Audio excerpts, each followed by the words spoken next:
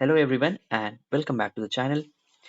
So continuing with the series, आज हम वही स्टार्ट करने वाले साइंस के सवाल जो बीपीएससी के रिसेंट एग्जामिनेशन में हुआ है, beat BPSC district officer, district administrative officer and one more thing we have included UPSC CDS सवाल ऑल्सो, क्योंकि बहुत लोग ने फरमाइश किया था कि यूपीएससी सीडीएस के भी सवाल करवाओ।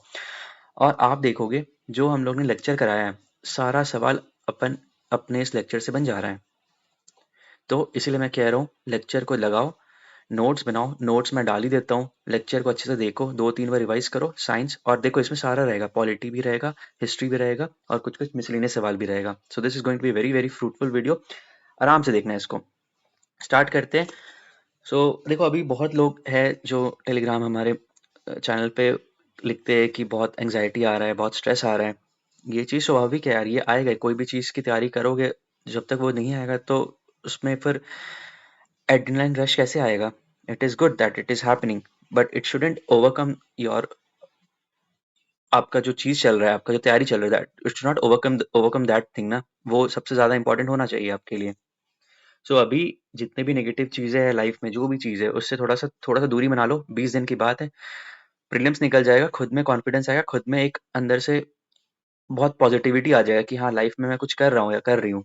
क्योंकि प्रीलिम्स नहीं निकलने के बाद अंदर में सेल्फ डाउट आ जाता है कि यार बाकी लोग का निकल रहा है, मेरा नहीं निकल रहा है। एंड प्रीलिम्स वैसा चीज़ है ना जो नहीं निकलने पे बहुत कचोटता है मन माइंड, जो भी चीज़ है। अभी फिलहाल सिर्फ पढ़ाई करो, पढ़ाई के अलावा कुछ मत सोचो। जो होगा अच्छा होगा, जो नहीं होगा वो भी अच्छा नहीं होगा। बस पढ़ाई करो अभी। चलिए स्टार्ट करते हैं आज का फलसफा।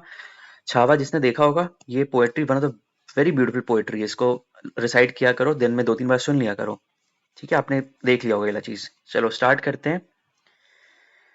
पहले हिंदी में पढ़ लो यार, हिंदी वाले गुस्साए रहते हैं हम पे। आप दो पारदर्शी विलयन को आपस में मिलाते हैं और एक पीला ठोस पदार्थ बनता है। सबसे संभावित प्रक्रिया एक प्रकार कौन सा है? देख लिया आप लोग ने। अब आते हैं इंग्लिश में, आते हैं। देखो, you mix two clear solutions together and a yellow solid forms, which type of reaction has the most likely happened? देखो ये वाला सवाल मैं आपको केमिकल रिएक्शन एंड इक्वेशन में करवा रखा हूँ। That video is very very very important. उससे आपको दिखाऊंगा 3 से 4 सवाल आ गया। आफ्टर कंप्लीटिंग दिस लेक्चर, आपका पहला टास्क रहेगा, you have to complete that. If you have completed that, again एक और बार रिवाइज करना वो चीज को। देखो सवाल क्या कह रहा है, दो क्लियर सोल्यूशंस को आपने मिलाया, एक नया फॉर्म हुआ, लिक्विड फॉर्म हुआ, येलो सॉलिड फॉर्म का। कीवर्ड्स देखो, दो क्लियर सोल्यूशंस को हमने टुगेदर मिलाया और एक नया सोल्यूशन फॉर्म हुआ, तो क्या होगा इससे? अगर ऑप्शन एलिमिनेशन पे करना है, सबसे पहले मुझे बताओ, फिजिकल चेन से क्या कोई नया सोल्यूशन फॉर्म होता है? जी नहीं, वो तो केमिकल चेन से होता है। आपने ये काट दिया। क्या एसिड बेस रिएक्शन कुछ फॉर्म करेगा? यार आपने तो पढ़ा है, एसिड को रिएक्ट करो। एसिड आपका क्या हो गया? रुक जाओ, ये बेस है। एसिड HCl एसिड ले लो, बेस आप एक ले लो, NaOH ले लो। दोनों को रिएक्ट कराओगे तो आपका क्या बनेगा? एक आपका बना Na and Cl will react to give salt, and H plus HOH will react to form H2O। तो आपने अभी क्या देखा? आपने देखा सॉल्ट बन रहा है और वाटर बन रहा है। तो कहीं पे भी वो जिक्र तो नहीं हुआ कि येलो सॉलिड फॉर्म, एक प्रेसिपिटेट तो नहीं निकल रहा ना? प्रेसिपिटेट निकलना चाहिए, तो वो तो नहीं निकल रहा। आपने ये भी काट दिया। ऑक्सीडेशन में दो, सही बात है, ऑक्सीडेशन में चेंज होता है, जो कलर होता है वो चेंज होता है, बट कोई नया चीज फॉर्मेशन नहीं होता है। So answer will be a precipitation reaction, और यही चीज मैं आपको दिखा रहा हूँ। ये वाला सवाल देखो, ये वाला लेक्चर है, ये लेक्चर का स्क्रीनशॉट है। सेम यही सब स्क्रीनशॉट मैं आपको पोस्ट करूंगा, पोस्ट योर 13 सितंबर एग्जामिनेशन। फिर आप देखना कितना सवाल रिपीट हो रहा है। Just because it is being free, आप नहीं इसका वैल्यू कर रहे हो, बट आप समझना, मैं आपको विथ utmost वैनिटी मैं आपको कह रहा हूँ। बहुत लोग इससे ताल्लुक भी रखेंगे कि जो ये करा रहा हूँ शायद ही बीपीएससी में ऐसा किसी ने कराया होगा, साइंस को इतने तमीज से कराया होगा। So please, if we are offering you for free, don't think that ऐसा कंटेंट नहीं है। समझ रहे हो ना? बहुत लोगों को फायदा हुआ है इस चीज से। देखो यही मैं बता रहा हूँ, दो एक्वस सोल्यूशन है, Na2SO4 प्लस BaCl2, दोनों को रिएक्ट कराओगे, BaSO4 बन गया। ये हमारा जो है ना, यही हमारा एक प्रेसिपिटेट होता है। अ white precipitate will form, this is called precipitation reaction. ये वाला मैंने बहुत अच्छे से आपको chemical reaction equation one shot में करा रखा है। तो ये वीडियो देख लेना, आपका ये सवाल आंसर सही हो जाएगा। समझ रहे हो लेवल कितना अच्छा पूछ रहा है बीपीएससी? ये बीपीएससी का ही सवाल है, जून में एग्जाम हुआ था इसका। तो लेवल समझ रहे हो, पूरा एनसीईआरटी बेस्ड है, और हम लोग का अप्रोच एनसीईआरटी बेस्ड ही रहता है। चले नेक्स्ट सवाल पर आते हैं। An astronaut drops a hammer and a feather on the moon. What will happen? एक एस्ट्रोनॉट है, हिंदी वाले देख ले, ठीक है पहले इंग्लिश ही पढ़ लो। एन एस्ट्रोनॉट है, वो अपना हैमर, हथौड़ा और फेदर वो ड्रॉप करता है मून में, तो क्या क्या इसमें होगा? हिंदी में देख लो।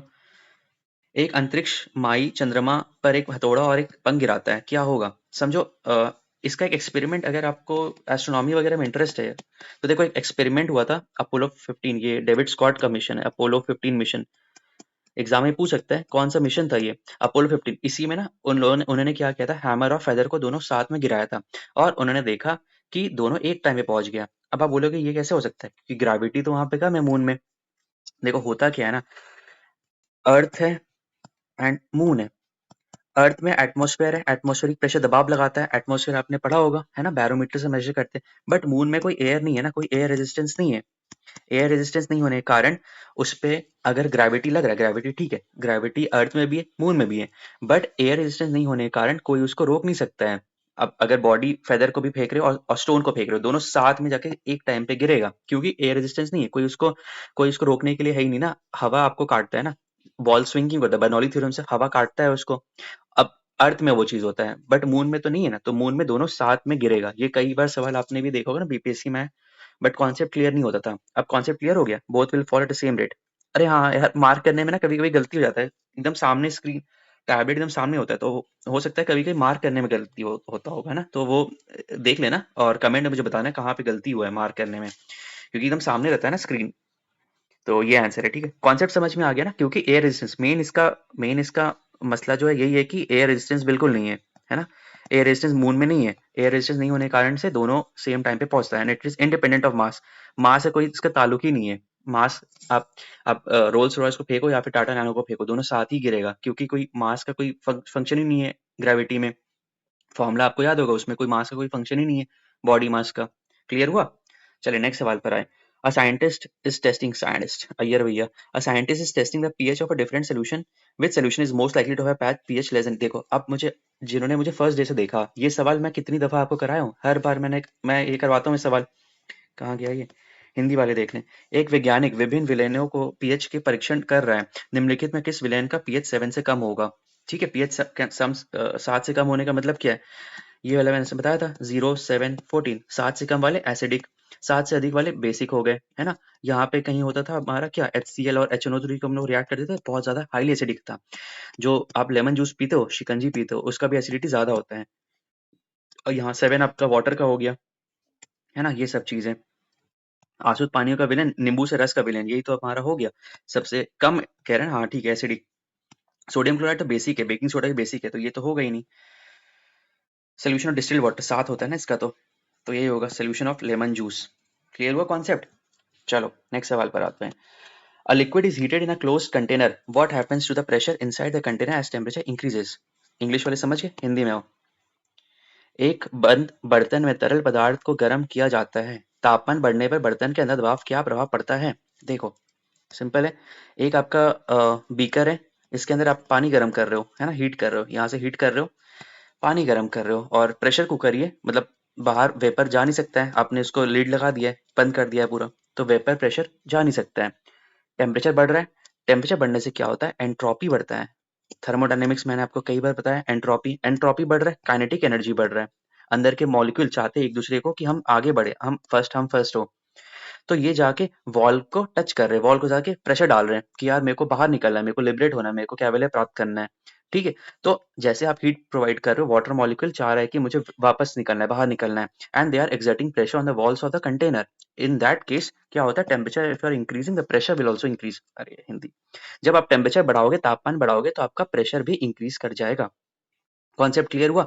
और आपने अगर 11th-12th में केमिस्ट्री लिया था तो आपको याद होगा, एक गे लुसाक लॉ करके फॉर्मूला था, P1 T1 equal to P2 T2, है ना, ये याद आ रहा है, आपने 12वीं में पढ़ा होगा, अगर आईआईटी भी नहीं तो बिहार बोर्ड या जो भी सीबीएसई आईसीसी जिसने भी पढ़ा होगा, ये चीज पढ़ोगे, इसको क्या कहते हैं अपन, गे लुसाक्स लॉ कहते हैं, गे लुसाक्स लॉ कहते हैं, है ना। Very good. और यहाँ कमेंट में आया था यार, आपका है ना बहुत होता है, तो अब यार ये बाय डिफॉल्ट है, मैं क्या कर सकता हूँ, है ना निकल जाता है मेरा। गे लुसाक्स लॉ, ठीक है, P1 T1 equal to P2 T2, clear हो गया, गे लुसाक्स लॉ इसका है आंसर। सवाल क्या था, what happens to the pressure inside the container as the temperature increase, तापमान को बढ़ाएंगे तो प्रेशर इंक्रीज हो जाएगा, रिमेन सेम नहीं, इट इंक्रीजेस। ठीक है, फॉर्मूला याद रखना, P1 T1 equal to P2 T2। Concept clear हो गया? आए नेक्स्ट सवाल पर आए। A car and a bicycle starts moving from rest. एक कार और एक बाइसिकल है, दोनों स्टार्ट करता है रेस्ट से, मतलब u इक्वल टू 0 है। If both accelerate at the same time what will be the following statement is true after 10 second. बहुत लोग इसमें कंफ्यूज हो गए होंगे, लेकिन ये 7वीं 8वीं में आपने लगाया होगा सवाल।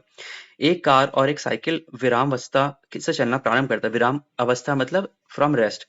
यदि दोनों समान दर से त्वरित होती है तो डैश सेकंड बाद निम्नलिखित में कौन सा कथन होगा। देखो बहुत तमीज से बता रहा हूँ, सुनो। आपने बचपन में एक कॉन्सेप्ट पढ़ा होगा, v equal to u plus a t. क्या आपने पढ़ा है ये चीज? वेरी गुड, बस इसी से ही तो करना है। देखो लाइफ का सारा प्रॉब्लम ना, सारा चीज एक सोल्यूशन बहुत सिंपल होता है। We just try to complicate those things. Simple पूछ रहा है, रेस्ट से स्टार्ट हुआ है, 10 सेकंड के बाद क्या हो जाएगा? तो क्या होगा, v निकालना है हमें। u 0 है, a है, और 10 सेकंड के बाद तो v इक्वल टू 10a आया हमारा। ये हम किसकी बात कर रहे हैं? बाइसिकल की बात कर रहे हैं। अगर कार का बात करूंगा मैं, v equal to u plus a T.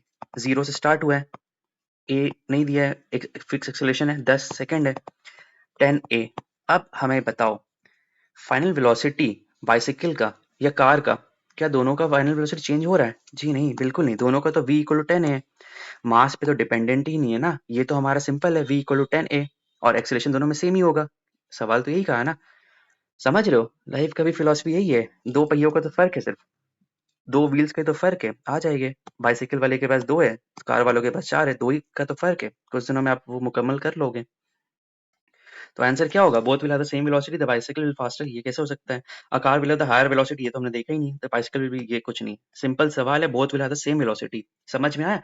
It is independent of mass. Mass का कोई इससे ताल्लुक नहीं है। आप सिर्फ और सिर्फ एक्सेलरेशन, आप कह रहे हो यूनिफॉर्म एक्सेलरेशन से जा रहा है, 10 सेकंड से जा रहा है, तो v equal to 10a is constant in both the case, be it car be it bicycle, it is constant for both the case. I hope it is pretty much clear. Moving on, next सवाल। A scientist discovers a new element that behaves like both metals. Keywords identify करो, both metals and non-metals. Based on the periodic trends, in which group this element most likely to be found. सवाल कह रहा है, एक scientist है, उसने देखा है कि एक कोई ऐसा पदार्थ है जो मेटल को भी बता रहा है और नॉन मेटल को भी बता रहा है। अब आपको पता होगा ये कौन सा है। None other than metalloids. Hindi वाले देख लें। ओ, ठीक है ना, आप समझ रहे हो ना। हेलोजन नहीं होगा, उत्कृष्ट भैंसे, क्या ये पैसे, oh sorry. Metalloids is answer. Hindi में इसको देख लो क्या कहते हैं, उपधातु कहते हैं। हाँ सॉरी, उपधातु कहते हैं। क्लियर हुआ? चले नेक्स्ट सवाल पर आते हैं। हाँ, ये सवाल मैं आपको कह रहा हूँ, आज जो वीडियो आने वाला है ज्योग्राफी 5 बजे आएगा, उसको वॉच करना। 50 से 55 मिनट में आपका पूरा Indian geography through maps cover हो जाएगा। उसके बाद आपको कहीं भागना नहीं पड़ेगा। इंडियन ज्योग्राफी के लिए परेशान हो ना, मैप्स नहीं हो रहा है, रिवर्स कैसे, ड्रेनेज पैटर्न कैसे, उस वीडियो में आपको सब मिलेगा। माउंटेन पासेस, जैसे इसमें सवाल बता रहा हूँ, काराकोरम, आपको पूरा बता दूंगा, पूरा ट्रिक से। 1 घंटे वीडियो देखने के बाद आप ज्योग्राफी में फराटादार तरीके से तैयारी, मतलब आपको याद हो जाएगा सारी चीजें। ये सवाल आपको मिल जाएगा। कोपेन क्लासिफिकेशन तो पता ही है आपको, ये आपको मिल जाएगा। ठीक है, ट्रिब्यूटरीज, रिवर, पूरा पूरा रिवर्स आपको मैं याद करवा दूंगा। एक ट्रिक है, आप बार बार उसको मेमोराइज करोगे, वो सारा आपको हो जाएगा। पासेस, पासेस का भी मैंने उसमें करवा दिया है। और क्या, डेसिडुअस फॉरेस्ट, फॉरेस्ट वाला भी आपको मैंने करवा लिया। So that video is a must watch. 50-55 minutes में it will cover your entire Indian geography. उसके बाद आपको IB, ACO, EPFO, UPPCS, UPSC, जो भी एग्जाम आप दे रहे हो इंडिया में, पाकिस्तान की बात नहीं करो, इंडिया में जो भी दे रहे हो एग्जाम, वो सब आपका सॉर्टेड हो जाएगा। You don't have to go anywhere. Clear हो गया? चले फिर, ये सब सवाल आप ये ला, वो वीडियो देख लेना। उसके बाद ये लगा ना, फिर मुझे बताना क्या सही सवाल, सारा सवाल सही हो रहा है कि नहीं हो रहा है। चले नेक्स्ट सवाल पर आते हैं। ये वही था, हिंदी में था। चलिए नेक्स्ट सवाल पर आए। अब आता है सीडीएस का सवाल। बहुत लोग कह रहे थे कमेंट में भी कि सीडीएस का साइंस का सवाल कराओ, कैप ऑफ का कराओ। तो सीडीएस का कुछ कुछ सवाल है, और आप देखोगे कि बहुत सारा सवाल जो हम लोग ने लेक्चर लगाया है उसी से ही ये सारा हमारा सही हो जा रहा है। तो चलो, पहला सवाल है, एक 100 वॉट का इलेक्ट्रिक बल्ब है, is used for 10 hours in a day. अब आपको समझ में आ गया ये कौन सा लेक्चर का सवाल है। इलेक्ट्रिसिटी जो हमने वन शॉट कराया था, ये उसका है। आपका काम क्या है, इस वीडियो के बाद केमिकल रिएक्शन इक्वेशन देखना है एंड वन इलेक्ट्रिसिटी देखना है। जो है कि मेरे साथ साथ करो, ठीक है, पॉज करो और आंसर बनाओ। A 100 watt electric bulb is used for 10 hours a day. How many units of electric bulbs are consumed by the bulb in 3 दिन? अब आपको फॉर्मूला पता होगा, एनर्जी का फॉर्मूला क्या होता है, पावर इनटू टाइम। और पावर किस में होना चाहिए, किलोवाट में होना चाहिए, और टाइम किस में होना चाहिए, आवर में होना चाहिए। Very good. एनर्जी पावर कितना गिवन है, 100 वाट दिया है। मेरा फर्ज क्या है, 100 को मुझे किलोवाट में करना है, उसके लिए मैं क्या करूंगा, 1000 से मैं उसको विभाजित कर दूंगा। और क्या कह रहा है, 10 आवर्स अ डे, 10 घंटा। आवर्स तो आवर्स दिया हुआ है, जीरो से जीरो कटा, ये कटा, मेरा कितना आ गया, 1 जूल आ गया। यहाँ तक क्लियर हुआ। अब कह रहा है वन, हाँ ठीक है, इसको 1 किलोवाट आवर्स भी कह सकते हो, 1 किलोवाट आवर्स भी कह सकते हो, ठीक है। अब कह रहा है how many units of electric energy are consumed by the bulb in 3 दिन। अब देखो एक दिन में 3 यूनिट या कह सकते हो 3 किलोवाट हो रहा है, तो 3 दिन में कितना होगा। क्लियर। नेक्स्ट सवाल पर आओ। A sprinter feels a cramp and pain in the thigh muscle after run, this is due to. आप लोग भी कई बार देखा होगा ना, आप अचानक जोश आता है, रात को आप कोई मोटिवेशन वीडियो देख लेते हो, डेविड गॉगिन्स को देख लेते हो, संदीप महेश्वरी को देख लेते हो, किसी को सोनू शर्मा को देख लेते हो, किसी को भी देख लेते हो, जोश आ जाता है ना। और तो फिर उसके बाद अगले दिन सुबह सुबह आप जाते हो, जॉग करने जाते हो, स्प्रिंट मारने जाते हो, बट उसके बाद रात में सोते हो, फिर सुबह उठते हो तो क्रैम्प आ जाता है ना। या फिर आप क्रिकेट भी खेलते होगे, बहुत दिनों के बाद बॉलिंग करते हो, फास्ट बॉलिंग, तो आपके शोल्डर में आ जाता हो, that is due to lactic acid. अब इसमें क्या होता है ना, एनारोबिक रेस्पिरेशन होता है, एनारोबिक रेस्पिरेशन होता है। बेसिकली आपको ऑक्सीजन नहीं मिल रहा ना, आप ऑक्सीजन के बिना आप काम कर रहे हो, ऑक्सीजन के बिना काम कर रहे हो, आपको याद आना चाहिए वो लाइफ प्रोसेस वाला वीडियो। पायरुवेट साइटोप्लाज्म में बनता है, सॉरी अब ग्लूकोज है, ग्लूकोज साइटोप्लाज्म में होता है, पायरुवेट में जाता है, 6 से 3 कार्बन मॉलिक्यूल बन जाता है, और पायरुवेट के पास 3 ऑप्शन होता है, absence of oxygen, presence of oxygen and limited presence of oxygen. वो सारा चीज याद आ रहा है, किसमें लैक्टिक एसिड बनता था, किसमें इथेनॉल बनता था, ये सारा चीज आपको याद होना चाहिए। तो आंसर क्या होगा हमारा, लैक्टिक एसिड होगा। क्लियर हो गया। ये देखो यही वाला होता है ना, यहाँ पे पेन हो जाता है हम लोग का, और ये देखो लैक्टिक एसिड, ये मसल सेल में क्या होता है, लैक्टिक एसिड होता है। चलो ये सवाल पर आओ। ये देखो मैं लैपटॉप से मैं वो स्क्रीनशॉट लिया था, थोड़ा सा झिलमिल हो रहा है, बट मैं आपको हिंदी में बता दूंगा, मतलब मैं आपको एक्सप्लेन कर दूंगा, पहले हिंदी वाले देख लें। वायु में मैग्नीशियम रिबन से जलने से संबंधित, देखो थोड़ा सा हो रहा है, बट कर लो यार थोड़ा सा मैनेज। मैं भी कर रहा हूँ ना। वायु में मैग्नीशियम रिबन के जलने से संबंधित निम्नलिखित कथनों में विचार कीजिए। एमजीओ का श्वेत चूर्ण हो जाता है, या दहन अभिक्रिया का एक उदाहरण है, ऊष्मा और प्रकाश उत्पन्न होता है। अब देखो इंग्लिश में देखो, consider following statement regarding burning of magnesium ribbon. Magnesium ribbon को अगर हम बर्न करते हैं ऑक्सीजन के प्रेजेंस में, तो क्या होता है, इससे क्या होगा, 2 mg plus MgO2 gives 2 MgO, एक वाइट डार्जिलिंग फ्लेम होगा। और ये मैंने आपको केमिकल रिएक्शन एंड इक्वेशन वाले वीडियो में बहुत अच्छे से समझा दिया था, ये देखो यही वाला है, मार्क किया हूँ ये सारी चीजें। Mg plus O2 gives MgO, magnesium ribbon Burns with Darjeeling white flame and changes into white powder, magnesium oxide. यही जो होता है व्हाइट पाउडर निकलता है, that is called magnesium oxide. Clear हो गया। तो पहला विल बी वेरी करेक्ट। दूसरा क्या कह रहा है, it is an example of combustion reaction. Combustion reaction मतलब हीट, आप लाइट के प्रेजेंस में कर रहे हो, आप हीट दे रहे हो, that is a combustion reaction. Combustion मतलब पता है ना, हिंदी में देख लो कंबशन को क्या कहते हैं। या दहन अभिक्रिया का उदाहरण है। कंबशन मतलब जलाना किसी चीज को, और heat and light are produce, अब किसी चीज को जलाओगे तो obviously heat and light produce होगा। Answer will be what, 1 2 and 3। Concept clear हो गया। ये वाला सवाल से देखो कितना सवाल आपका आया है। नेक्स्ट सवाल पर आओ। इंग्लिश वाला देख लो, अब हिंदी वाला को मैं बताता हूँ। देखो नीचे दिए गए अभिक्रिया के संबंध में कौन सा कथन सही है। कैल्शियम ऑक्साइड, पहले बताओ मुझे, कैल्शियम ऑक्साइड की बात कर रहा हूँ तो क्विक लाइम तुरंत से याद आ रहा है। कैल्शियम हाइड्रोक्साइड, स्लेट लाइम तुरंत से याद आ रहा है। Very good. ये सब याद आ रहा है तो मुझे जिप्सम और प्लास्टर ऑफ पेरिस का फॉर्मूला बता देना, और बताना कि साइंस से मजा आ रहा है कि नहीं, और वीडियो कैसा लग रहा है। कैल्शियम ऑक्साइड प्लस वाटर को मैं रिएक्ट करूंगा, कैल्शियम हाइड्रोक्साइड देगा, and that is called slate lime. यहाँ तक आ जाओ। Quick lime is used for white washing of walls. जी नहीं सर, आपने तो हमें बताया था स्लेट लाइम होता है, जो आप चूना करते हो तो वो क्या होता है, स्लेट लाइम होता है, और एक्सोथर्मिक रिएक्शन होता है, बहुत ज्यादा वो हीट निकालता है। 70th बीपीएससी का तो वही सवाल था, यही सवाल देखो, यही एनसीईआरटी में हमने कराया था, यही सवाल बीपीएससी 70th में भी आया था, और यही सवाल वापस अब आएगा, आप गलत कर दोगे, अब ना करना गलत। कैल्शियम हाइड्रोक्साइड याद आ गया, releasing large amount of heat, तो दिस इज पहला इज रॉन्ग। क्विक लाइम नहीं, वो स्लेट लाइम होता है। क्विक लाइम तो ये पुकी से है, और स्लेट लाइम के पास पावर है ये सारी चीज करने का, व्हाइट वॉशिंग करने का। अच्छा एक और चीज मुझे याद है, CaOH होल्ड ट्वाइस के बाद हमने आपको बताया था CO2 से रिएक्ट करता है, क्या बनाता है, CaCO3, डिस्टेम्पर वाला चीज होता है ना। सेकंड स्टेटमेंट क्या कह रहे हैं, a solution of slate lime is used for white washing the wall. अब ना ये सही बताया, सेकंड स्टेटमेंट सही है, ये काटो 2 and 4 2 and 3। Cow reacts with CO, quick lime. Quick lime reacts with CO2 in air to form thin layer of calcium carbonate. जी नहीं, CO नहीं, यही तो मैं ऊपर बताया था, कैल्शियम हाइड्रोक्साइड, ये रिएक्ट करता है CO2 के साथ और बनाता है क्या, कैल्शियम कार्बोनेट बनाता है। तो 3 जैसे काटोगे आपको आंसर आ जाएगा 2 and 4। Calcium hydroxide called slate lime is an inorganic compound. पूरा पिक्चर क्लियर हुआ। स्लेट क्लाइम हो गया। स्लेट क्लाइम आपका चूना पुताई में आपका काम आता है। घर पे अगर अभी चूना हो रहा है या फिर होने वाला है तो आप बोलना पापा या मम्मी को कि स्लेट क्लाइम लेकर आने। स्लेट क्लाइम से हम करेंगे चूना पुताई। ठीक है, कॉन्सेप्ट पूरा क्लियर हो गया। अब आओ आप। ठीक है, थोड़ा सा हिस्ट्री पे आ जाते हैं। हिस्ट्री का सवाल है, who was the companies political agent in Delhi at the revolt of 1857। 1857 Hindi में देख लो। हिंदी नहीं है, कोई नहीं, इतना तो समझ सकते हो। चलो, क्या क्या है सवाल। Who was the companies political agent in Delhi at the revolt of 1857। 1857 से मुझे क्या क्या याद आ रहा है, मैं तोते की तरह स्टार्ट करता हूँ। दो मेरा हिस्ट्री फॉर्टे नहीं है। 1857 से मुझे याद आता है क्या, 10 मई 1857 मेरठ। ठीक है, यहीं से स्टार्ट हुआ था, मेरठ से स्टार्ट हुआ था। ठीक है, अब सवाल क्या पूछा ये, सवाल पूछा है कंपनी पॉलिटिकल एजेंट थे। अब कौन कौन ब्रिटिश कमांड था, थे नहीं, था। ठीक है, कौन कौन था अब मैं बताता हूँ। दिल्ली में बहादुर शाह जफर।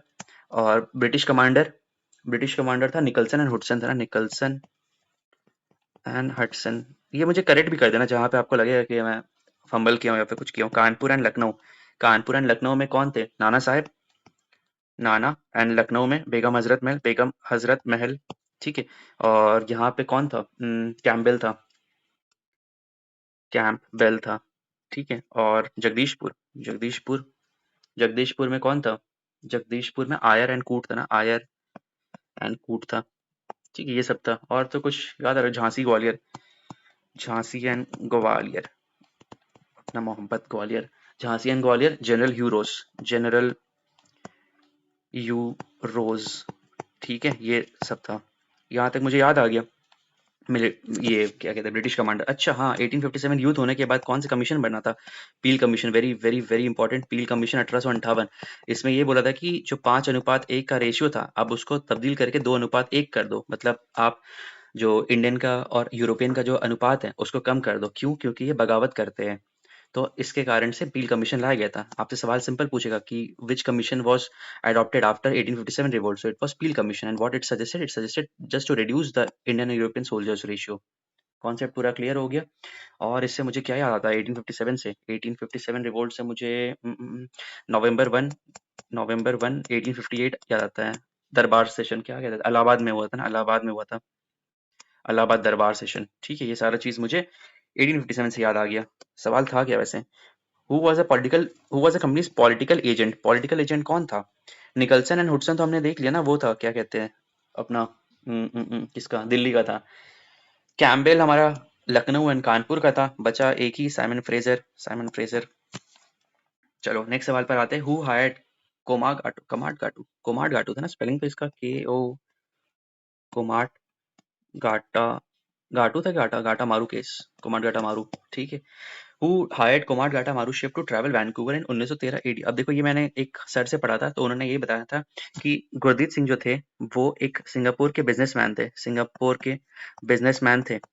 ठीक है, उनको क्या करना था, रिवेंज लेना था कनाडा कनाडा से। कनाडा वाले क्या कह रहे थे ना, वो एक्सक्लूजनरी पॉलिसी था। मतलब वो कह रहे थे कि जो इंडियंस है हम उन्हें माइग्रेंट नहीं बनाएंगे, हम उन्हें मतलब उन बहुत सख्त उनका कानून था थ्रू इंडिया। तो उन्होंने बोला कि सिखाने के लिए मैं एक शिप लूंगा और सबको लेकर जाऊंगा। बट वो सक्सेसफुल नहीं हुआ, वहाँ पे बहुत बगावत हुआ। तो answer will B Gurdeep Singh. उन्होंने हायर किया था कुमार घाटा शिप, और ये कब हुआ था, 1913 में हुआ था। ये पिक्चर सारा क्लियर होना चाहिए आपको। ठीक है, वेरी गुड। सितंबर 1914 में वैसे वो हुआ था, कुमारघाटा मारू इंसिडेंट हुआ था। ठीक है, हायर उन्होंने 1913 में किया था। चलो नेक्स्ट सवाल पर आओ। In which Indian National Congress annual session Bal Gangadhar Tilak was reentered into the Congress. पहला तो मुझे याद आना चाहिए 1907। 1907 से मुझे सूरत स्प्लिट याद आना चाहिए, मैम ने आपको लेक्चर में सारा करवाया है। और 1916 में वापस से इन लोग का क्या होता है, जो डिफरेंसेस होता है दोनों का अलग हो जाता है और दोनों पास आ जाते हैं। अब पास आने से मुझे बताओ टेक्टोनिक शिफ्ट, आप मुझे बताओ कन्वर्जिंग और डाइवर्जिंग प्लेट बाउंड्रीज क्या होता है, कन्वर्जिंग का एग्जाम्पल क्या होता है, डाइवर्जिंग का एग्जाम्पल क्या होता है, ये आप मुझे बताना। 1916 हिस्ट्री से मैं हम लोग ज्योग्राफी भी कर रहे हैं। ठीक है, सवाल क्या था, री एंटर्ड कहाँ पे किए थे, तो कहाँ, क्या कराची। क्या स्पेलिंग कैसे कैसे इसने लिखा है, कैसे लोग बनाते हैं, कैसे कैसे लोग होते हैं। कराची का स्पेलिंग कराची का, खैर वो डिजर्व भी नहीं करता सही स्पेलिंग करने का, बट स्टिल एक आयोग है, it should have a class, इतना तो होना चाहिए यार। होली के दिन थोड़ी ना पेपर बना रहे कि ऐसा कर रहे।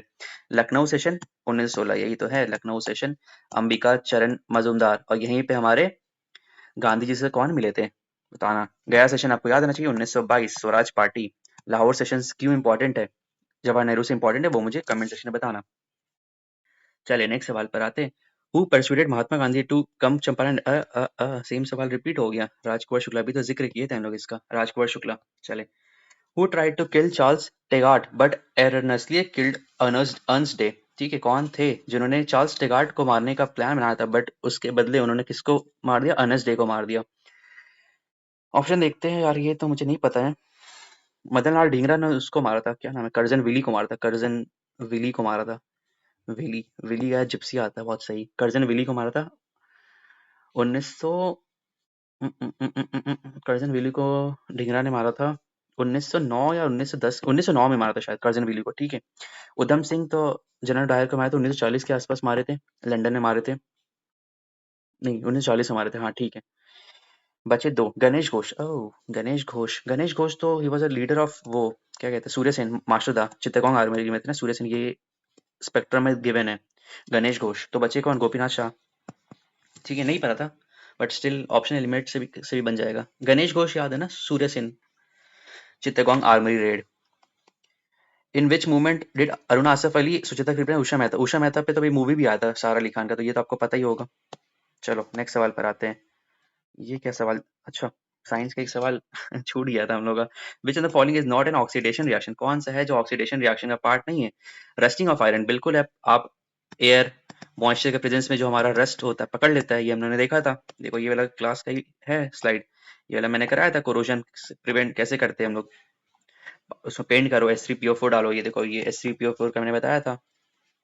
तो रस्टिंग ऑफ आयरन तो होता है, रैंसिडिटी से भी होता है, कंबशन से भी होता है। ओपनिंग ऑफ सोडा बॉटल से ऑक्सीडेशन का क्या ताल्लुक है गया, क्लियर हुआ। चलो चलो नेक्स्ट सवाल पर आओ। हिंदी, इस बार हिंदी से हम लोग स्टार्ट करते हैं। ठीक है, अब कहते हैं हिंदी में प्रॉब्लम होता है, हिंदी में प्रॉब्लम होता है, अब दिखाता हूँ, इंग्लिश वाले भी कर लेते, तो नाम मत कटाना आप लोग, साथ में हिंदी में सॉल्व करते हैं। ठीक है। भारत के संविधान के अनुच्छेद 12 के अंतर्गत निम्नलिखित में कौन सा राज्य नहीं है।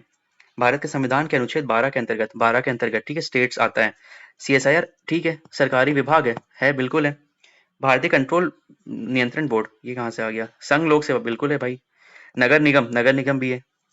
भारतीय क्रिकेट ये थोड़ी होगा, अच्छा BCCI के बारे में, BCCI थोड़ी हो सकता है यार। BCCI से याद आया, BCCI यार श्रेयस अय्यर के साथ तो बहुत बुरा हुआ है। मतलब श्रेयस अय्यर के लिए तो मेरे को वो बहुत बहुत बहुत मतलब लगता है, और वो चीज भी आता है कि जब आप योग्य हो और लोग आपकी योग्यता नहीं समझ पाए, सबसे बड़ा दुख वही होता है ना। तो यार बेचारा यार, इसको लिया नहीं है श्रेयस अय्यर को, और क्या करेगा बेचारा, सब तो कर रहा है, हर फॉर्मेट में अच्छा खेलता है वो। तो आंसर विल बी दिस। ठीक है, देख लो हिंदी में कोई दिक्कत थोड़ी हो रहा है, हम लोग भी हिंदी से कर ही ले रहे हैं। भारत के संविधान के अनुच्छेद के द्वारा भारत के सर्वोच्च न्यायालय को मूलभूत अधिकारों का संरक्षक एवं प्रतिभूतिदाता माना जाता है। हम्म मुश्किल तो होता है। I take my words back. यार हिंदी में ही रखा हूँ क्या, इंग्लिश में नहीं लाया हूँ। सॉरी, इंग्लिश वालों के साथ नाइंसाफी हो गया इस बार। होना तो चाहिए यार, इतना बेवकूफ तो मैं हूँ नहीं। मिल गया। ठीक है, यही है ना, हाँ ठीक है। Board of control of India complete हो गया। By which of the article of the constitution the supreme court of India is deemed as a protector and guarantor of fundamental rights. Supreme court का सारा article अब start करते हैं revise करना। ठीक है, जितना भी आता है साथ में बैठो और हम लोग रिवाइज करते हैं सुप्रीम कोर्ट का। 129 से मुझे क्या याद आ रहा है, court of record, court of record याद आ रहा है, very good. Court of record आ रहा है मुझे याद। 130 कहता है क्या, सीट ऑफ सुप्रीम कोर्ट कहाँ पे होगा, दिल्ली में होगा, दिल्ली में होगा। लेकिन CGI with the consent of president वो चेंज कर सकते हैं जहां उनको मन करे, but he has to take the consent of president. ये हो गया। 131 OG, original jurisdiction of supreme court है। 132, 132, 133, 134, 132, 133, 134, ये हो गया हमारा अपीलीट जुरिडिक्शन, अपीलीट जुरिस्डिक्शन। ठीक है, 132 इज व्हाट, 132 हो गया हमारा सिविल, 133 हो गया हमारा क्रिमिनल। यार देखो एक और चीज बता रहा हूँ, लोग कहते हैं अनोटेड PDF भेजो। अब देखो ये सारी चीजें आपको स्ट्राइक करेगा ना दिमाग में, दिमाग विजुअलाइज चीज को ज्यादा करता है, न्यूरो साइंस अगर आपने पढ़ा होगा। आप कोई चीज़ विजुअलाइज़ जो करते हो, जैसे कि आपने ये वीडियो देखा, अब आपके दिमाग में एक टाइम शिफ्ट हो गया, दूसरी बार आप जब देखोगे, ये पीडीएफ देखोगे, आपको याद हो जाएगा कि मैंने आपको इस टाइम पे बताया था, तभी मैं आपको एनोटेड पीडीएफ भेजता हूँ ये सारी चीज़ें। यार कितना मुश्किल, आप खुद पीडीएफ अगर बोलोगे तो जो ये पीडीएफ है ये मैं भेज दूँगा, नॉर्मल जो जहाँ से मैं उठाया हूँ, but it won't suffice you ना, इट विल सफाइस। आपने वीडियो देखा है, एक बार आपके मेमोरी में ये सारा चीज़ आपका ब्लू पेन से रजिस्टर हो गया है। आप समझ रहे हो? एक बार आप खून देखते हो, उसके बाद आपको खून से नफ़रत हो जाता है ना, जो कई बार ऐसा होता है इंसिडेंट।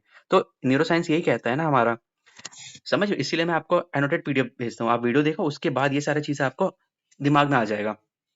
कहाँ रह गया मैं? 129 मैंने बता दिया, court of record, 130 seat of supreme court Delhi में, 131 ओजीए, 132 133, हाँ ये हाँ पता। सिविल हो गया 132, एक 33 हो गया क्रिमिनल, एक 34 हमारा हो गया क्या, सिविल हो गया, सॉरी 132 कॉन्स्टिट्यूशनल होता है, कॉन्स्टिट्यूशनल होता है, ये होता है सिविल होता है, and this one is criminal. हाँ अब देखो काटा हूँ, ये भी आपको याद आएगा कि मैंने जो गलती किया था, आप वो गलती मत करना। ठीक है, ये सारा चीज हमारा क्लियर हो गया। और इससे हमें सुप्रीम कोर्ट से क्या याद आता है, 141 142 143। 141 मेरे को याद आता है, law declared by Supreme Court binding है, law declared by Supreme Court, law declared by Supreme Court binding है, सारे जगह बाइंडिंग है। 142 क्या कहता है, एनफोर्समेंट ऑफ डिक्री, डिक्री दे सकता है, ठीक है, एनफोर्समेंट डिक्री कुछ भी दे सकता है, जजमेंट पास कर सकता है। और 143 क्या कहता है, advisory jurisdiction, advisory jurisdiction president को एडवाइस करता है। सुप्रीम कोर्ट अपना सारा कवर हो गया। सवाल था क्या, by which of the following article supreme court is deemed to be a protector and guarantor of fundamental. अगर बस प्रोटेक्टर के बारे में कहता तो आर्टिकल 13 होता, but guarantor of fundamental rights भी कह रहा है, तो आर्टिकल 32 हो गया, रिट्स हो गया, हेबियस कॉर्पस, मैंडमस, सर्शियरी, क्यो वारंटो, ये पढ़ लेना, ठीक है, आर्टिकल 32 हिंदी में भी देख लो, आर्टिकल 32 हो गया है ना। नेक्स्ट सवाल पर आओ, निम्नलिखित में कौन सा सही कथन नहीं है, भारत के संविधान के अनुच्छेद 51A के अनुसार, 51A के अनुसार क्या हो रहा है, एफडी हो रहा है, अंतर्राष्ट्रीय शांति एवं सुरक्षा को बढ़ावा देना, अंतर्राष्ट्रीय सुरक्षा, ये तो डीपीएसपी का पार्ट है ना, 50। लोक सेवा, लोक संपत्ति की सुरक्षा करना, लोक संपत्ति की सुरक्षा करना मतलब आर्टिकल 51A, मतलब वो तो गार्डन वार्डन जितना भी होगा ना, तो जी से याद होता, हाँ ठीक है, 51A जी। संविधान का पालन एवं उसके आदेशों एवं संस्थाओं का आदर करना, मतलब नोबल आइडियाज को प्रिजर्व करना, नोबल आइडियाज को प्रोटेक्ट करना, 51A सब क्लॉज है, एक बार वो भी कर लेना, क्रॉस चेक कर लेना, ठीक है। देश की रक्षा करना, डिफेंड, डिफेंड के लिए तो 51A डिफेंडर, डी से मैंने याद किया defend, 51A sub clause D. I hope it is pretty much clear. Answer will be what, answer will be अंतरराष्ट्रीय शांति एवं सुरक्षा का बढ़ावा देना is not a part of your where is the question, the constitution of India है, ये कौन सा सवाल आ गया, अरे ठीक है ये सवाल है ना। चले नेक्स्ट सवाल पर आए। अब बताओ यार, हिंदी इंग्लिश दोनों को कैटर कर रहा हूँ ना, अब प्लीज स्पैम मत करना कि बस हिंदी नहीं कराते हो, हिंदी भी करा दिया हो ना, तमीज से कराया हूँ। अब क्या बोल रहा हूँ, a person who has hold office as a supreme court जज can not plead or act in, ये तो यार दिया भी है, 124 सब क्लॉज 7 में गिवन है। बेयर एक्ट पढ़ लो, अभी मत पढ़ो, अगर यूपीएससी की तैयारी करो तब पढ़ना। He can not practice in any court, simple इसका यही है, इन एनी कोर्ट और बिफोर एनी अथॉरिटी, बस ये सी है, वो कहीं पे प्रैक्टिस नहीं कर सकते, सिंपल सी बात है। हो गया, ये वाला सॉर्टेड हो गया, 34 हो गया। चलो नेक्स्ट सवाल पर आओ। The constitution of India is made up of what, Bhimrao Ambedkar अकेले तो नहीं बना पाएंगे, इंडियन पार्लियामेंट तो उस वक्त था ही नहीं, दो ऑप्शन बचा बी एंड डी, ठीक है। Member of drafting committee, member of drafting committee और people themselves. Constitution of India is made up of, भाई देखो कॉन्स्टिट्यूएंट असेंबली बना था, उन लोग ने फिर क्या बनाया, ड्राफ्टिंग कमेटी बनाया, ठीक है। कॉन्स्टिट्यूएंट असेंबली था बना, फिर उन्होंने ड्राफ्टिंग कमेटी बनाया, 29 अगस्त 1947 में बना था ना, 29 अगस्त 1947 में बना था ड्राफ्टिंग कमेटी, ठीक है। बी आर अम्बेडकर साहब हमारे यहाँ के क्या थे, चेयरमैन थे। 6 मेंबर लोग थे, गोपाल स्वामी अयंगर थे, अलाडी कृष्ण स्वामी अय्यर, और 4 लोग थे, नाम याद नहीं आ रहा, वो नहीं पूछते। एक सवाल पूछता है, कॉन्स्टिट्यूशनल एडवाइजर कौन थे, कॉन्स्टिट्यूशनल एडवाइजर कहाँ पे लिखूं मैं, कॉन्स्टिट्यूशनल एडवाइजर वो थे हमारे बी एन राव साहब थे, B N Rao, R A U लिखते हैं ना, लक्ष्मीकांत में देखोगे आर ए यू लिखा हुआ है, ठीक है। कॉन्स्टिट्यूशन एडॉप्टेड ऑन 26 नवंबर 1949, है ना, ये डेट मुझे याद आ रहा है। ओरिजिनल में कितना था, 22 पार्ट था, 395 आर्टिकल था, और कितना शेड्यूल था, 8 शेड्यूल था। 9वां शेड्यूल तो फर्स्ट अमेंडमेंट से आया था ना, 1951 में आया था, जवाहरलाल नेहरू के टाइम पे आया था, लैंड रिफॉर्म से रिलेटेड था, यूपीएससी का एक सवाल था। कितना समय लगा, 2 साल, 11 माह, 18 दिवस, ये सारा फैक्ट्स मुझे याद आ रहा है। कंस्टिट्यूएंट असेंबली का लास्ट बैठक कब हुआ था? कंस्टिट्यूएंट असेंबली का लास्ट बैठक हुआ था 24 जनवरी 1950। 24 जनवरी 1950, क्योंकि देखो ये सब सवाल पूछता है वो, फैक्चुअल सवाल आपने देखा। 24 कंस्टिट्यूएंट असेंबली का लास्ट बैठक, कंस्टिट्यूएंट असेंबली लास्ट बैठक 24 जैन 1950। क्योंकि आपने देखा होगा ना, फ्लैग से सवाल पूछे थे वो लोग कि फ्लैग क्या था, फ्लैग का दिन कब था, एंथम का दिन कब था। तो ये सारा फैक्ट्स यहाँ से याद कर लेना, एक सवाल यहाँ से बन के तैयार हो गया है। और कोई फैक्ट्स ट्रिविया आपको पता होगा तो हमें बता देना, ठीक है। तो हो गया ना ये वाला। इंडियन पार्लियामेंट नहीं होगा। Members of drafting committee people themselves, मतलब पीपल, पूरा पीपल तो नहीं, पीपल ने किया था बट पूरा आवाम ने तो नहीं बैठ के किया था ना। कायदे से तो होना चाहिए बट यार इसने बहुत ही एम्बिग्यूटी में डाल दिया था, तो मेरे ख्याल से तो यही होगा, ठीक है। मेंबर्स ऑफ ड्राफ्टिंग कमेटी होगा पीपल देमसेल्फ। हम लोग, मतलब जो हम लोग के दादा परदादा लोग थे, उन लोग थोड़ी जाके पार्टिसिपेट किए थे, संविधान तो नहीं बनाया था ना। चलो, ये तो भाई बहुत ही रिपीटेड सवाल है ये, मतलब बहुत ही प्रोबेबल सवाल है, फिर से आने वाला है। इसके साथ मुझे बताओ, वक्फ बिल को क्या कहते हैं? अरे यार मैं बता क्यों देता हूँ यार, कैसे मैं केबीसी कराऊंगा? जिन्होंने नहीं सुना तो वापस कमेंट में बताना मुझे क्या कहते हैं उसको, ठीक है। 106 अमेंडमेंट तो पुकी सवाल है, तो आप कर ही लोगे। अब इसी से आप लोग सारा याद करना है, 101 से 106 तक आप सारा कमेंट सेक्शन में बताना मुझे, ठीक है, तभी वो चीज़ याद होगा। और थैंक यू सो मच, हम लोग कमेंट सेक्शन बहुत बहुत एक्टिव रहता है। Thank you so much, means a lot. Who appoint the chief election commissioner of India? President. One shot आ जाएगा, पॉलिटी का भी वन शॉट आ जाएगा। The purpose underlying article 301 is to promote the purpose underlying. अच्छा हिंदी में भी देख लो यार, हिंदी में नहीं कराया था।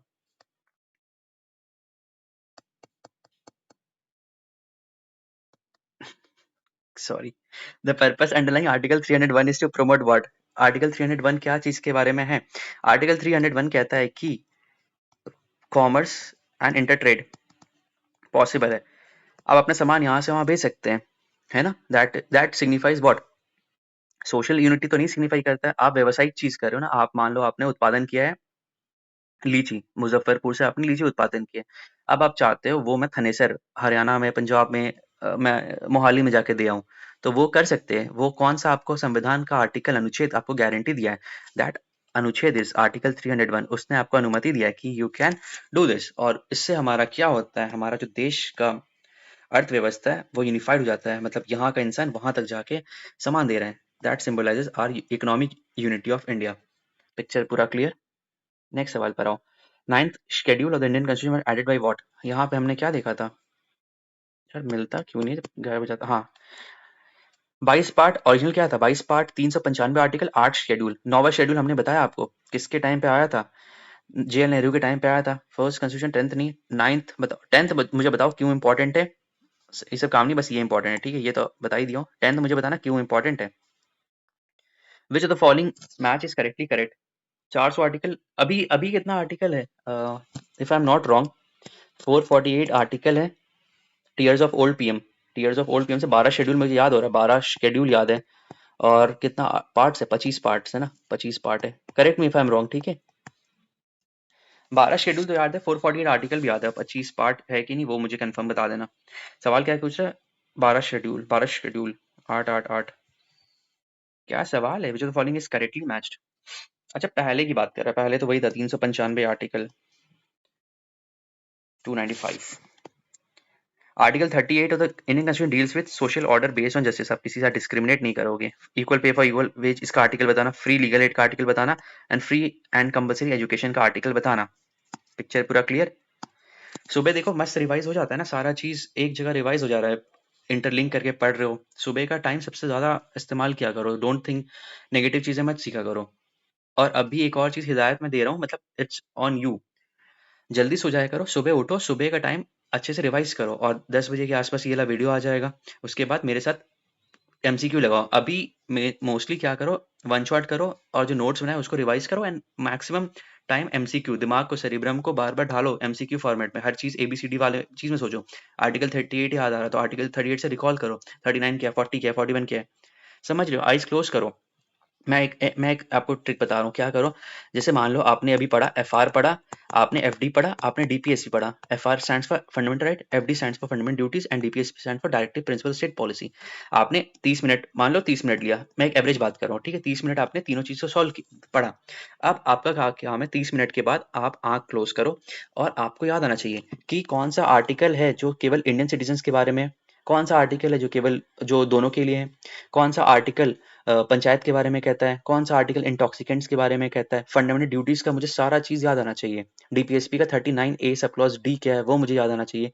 ये सब सवाल बाय हार्ट याद होना चाहिए। सिलेक्शन जो नहीं होता है, पॉलिटी के छोटा मोटे सवाल जो होता है, ये सब सवाल गलत करने के कारण से आप लोग फंस जाते हो बॉर्डर में। और बॉर्डर पे फंसना आप भी कई बार फेस किया हो, कितना मुश्किल होता है। 1 महीना पढ़ाई नहीं हो पाता है, आप हमेशा इसी में रहते हो, असमंजस में रहते हो कि कट ऑफ कितना जाएगा, और लोग इसका फायदा उठाते हैं आपके साथ। समझ रहे हो? एक्टिव रिकॉल करो, active recall is the best remedy for anything. वो करो, फिर मुझे बताना आज। एक और चीज, अगर आप लोग बोलोगे तो संडे को, कल जो कि संडे है, कल मेरा भी छुट्टी है और सर का भी छुट्टी है, तो we will organise an open session on Telegram. ठीक है, वो वी विल ऑर्गेनाइज, तो आप जितना भी आपके डाउट्स है आप कमेंट सेक्शन में मुझे बताना। I will take note of this, और कल हम लोग उस चीज पे डिस्कशन कर लेंगे। और ओपन सेशन होगा, आप अपना भी अपना जितना भी ग्रीवेंसेस है you can shoot at us. ठीक है, सो ये था। नेक्स्ट सवाल पर आओ। 69 सवाल थे। In which of the following cases Supreme court of India declared the right to equality as a basic feature of Indian constitution. अब जिसने लक्ष्मीकांत पढ़ा होगा उसमें ये M Nagaraj versus Union of India वाला केस है, but for BPSC it is not very important. बस याद कर लो, एम नागराज केस जो है, that declared right to equality as a basic feature of Indian constitution, that's it. Simple सवाल है, इसमें ज्यादा सोचना मत। नहीं भी आता है वेल एंड गुड, कोई सवाल ऐसा नहीं है कि सारा सवाल आना चाहिए आपको। ये सवाल है स्किपेबल, क्योंकि मैंने लक्ष्मीकांत पढ़ा था और ये कई कोई पीवाईक्यू में आ चुका था, तो इसीलिए मुझे याद है। बट ऐसे मुझे भी याद नहीं होता, ये सारे चीज कोई याद नहीं करता है। ओमकार बजाज, ये जो बड़े बड़े प्रोसिक्यूटर्स होते हैं, जो बड़े बड़े एडवोकेट होते हैं, उन्हीं लोगों को याद होता होगा। अपन अपन इसकी तैयारी कर भी नहीं रहे। और ये जो पेपर था वो डिस्ट्रिक्ट ग्रीवेंस ऑफिसर या डिस्ट्रिक्ट इसी का था, क्या कहते हैं, ग्रीवेंस ऑफिसर से था, तो ये इसीलिए सवाल आया था। तो don't get disheartened with this सवाल। ये सवाल गलत नहीं होगा भी तो कोई दिक्कत नहीं पड़ेगा, सभी के गलत होने वाला है। ठीक है, और बताओ, और कुछ सवाल छूट रहा है? नहीं, और कोई सवाल नहीं छूट रहा है। We have completed all this question, है ना? तो चलते हैं, मिलते हैं फिर नेक्स्ट वीडियो में। एक लास्ट में एक अच्छा पोएट्री बस बोल रहा हूँ, वो जो हम लोग का स्टार्टिंग में था, जैसे एस्से में आप क्या करते हो, स्टार्टिंग में आप एनेक्डोट देते हो और उसको लास्ट में उसी चीज से लिंक करते हो। तो लास्ट में एक एनेक्डोट जो हमने दिया था, उसका लास्ट में कंक्लूजन वही है कि ये समय बस कुछ पल का है, ये अंधकार सिर्फ कुछ पल का है, फिर सब कुछ तुम्हारा है। Just stick in their, hang in their. मुश्किलें आएंगी, चुनौती आएंगी, डायमंड भी वैसे ही बनता है। प्रेशर बहुत क्रिएट होता है उसके साथ, आपको डायमंड बनना है ना, तो pressure will be there. Pressure होने से ही विराट कोहली आगे बढ़ा है, प्रेशर होने से सुनील छेत्री आगे बढ़ा है, प्रेशर होने से सानिया मिर्जा बनी है, प्रेशर होने से यशस्वी जायसवाल बना है। सारे जितने भी आप स्पोर्ट्स पर्सन देख लो, जो भी आपको जिस चीज में, शाहरुख खान देख लो, मनोज वाजपेयी देख लो, नवाजुद्दीन को देख लो, सारे लोग प्रेशर को झेले हैं। प्रेशर को झेलना ही सबसे इंपॉर्टेंट चीज है। प्रेशर जिस आदमी ने झेल लिया, वो आगे चल के कोई भी चीज, आगे चल के ऑफिसर बनने वाला है। ये छोटे मोटे चीज आपसे भयभीत हो जाते हो कि ये नहीं हो पा रहा है। और मुझे तो ये नहीं समझ में आता है कि कौन आपको बता रहा है कि इसका कंसेप्चुअल सवाल आएगा, इसमें फैक्चुअल सवाल आएगा। ये कौन ये कौन है टारगेट ऑडियंस जो ये सब देखती है? और कौन बताता है यार? आयोग, हमें तो नहीं पता चला, हम इतना एक्टिव रहते हैं टेलीग्राम पे, हमें तो नहीं पता चला कि यार आयोग बता रही है कि इस बार कंसेप्चुअल अनकंसेप्चुअल आएगा, तो आपके लिए फायदा है। You have practice all the science question. बहुत लोग होंगे जो अभी भी लूसेंट घटना चक्र वो पढ़ते जा रहे हैं। अब उनको जो सवाल, आप जैसे मैग्नीशियम रिबन में आपने पूरा सवाल लगा लिया, वो आपका बेस बना चुका है, आपका वो सवाल गलत नहीं होने वाला है। बहुत लोग का वो सवाल गलत होगा। यू आर ना एडवांटेज पोजीशन है। एडवांटेजेस से मुझे याद है, एडवांटेजियस रूट कहाँ पे होता है? आप मुझे बताना, टैप रूट का एग्जांपल मुझे बताना। ये और टेप वर्म, और ये मुझे बताना रेडिश और पोटैटो, पोटैटो ट्यूबर है कि क्या है, राइजोम है कि क्या है, ये सारा मुझे बता देना। कहाँ पे रह गया? हाँ ठीक है, मैं यही कह रहा था कि हैव फेथ इन योरसेल्फ। जितना आपने पढ़ाई किया है, जितना आपसे हो चुका है, आपने किया। You have gone through a lot of things, nobody will understand you, but right now it is not the time where you have to.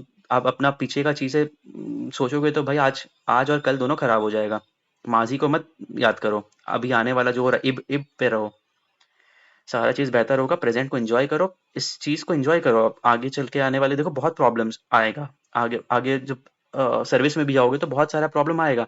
Political pressure आएगा, लाइफ का प्रेशर आएगा, रिलेशनशिप का प्रेशर आएगा, फैमिली प्रेशर आएगा, बहुत सारा pressure आएगा। Pressure जीवन ही प्रेशर से है। टेम्परेचर प्रेशर जो बढ़ रहा है अभी गेलो साइकिल का, वही तो बताया था मैंने। तो वो आते रहेगा, you have to overcome those things. अभी आपका समझ लो वार्म अप चल रहा है ये सारी चीज़ों का, तो अभी प्रेशर को लो, enjoy the pressure and nurture this, nurture करो और खुद को एक अच्छा सक्सेसफुल इंसान बनाओ। आई डोंट केयर आप एसडीएम निकालो या ना निकालो, एक अच्छा इंसान बनो। You take your decision, you take care of a family, that is the most important thing. एक अच्छा इंसानियत और एक अच्छा तरबियत अपने आने वाले जनरेशन को आप दो, वो ज़्यादा इंपॉर्टेंट है। एसडीएम आज नहीं तो कल तो बन ही जाओगे, बट एक अच्छा इंसान बनना सबसे ज़्यादा इंपॉर्टेंट है, सबसे ज़्यादा मुश्किल चीज़ वही है, तो वो बनो। ठीक है, फिर मिलते हैं नेक्स्ट वीडियो में, तब तक के लिए खुश रहिए, मुस्कुराते रहिए एंड जय हिंद।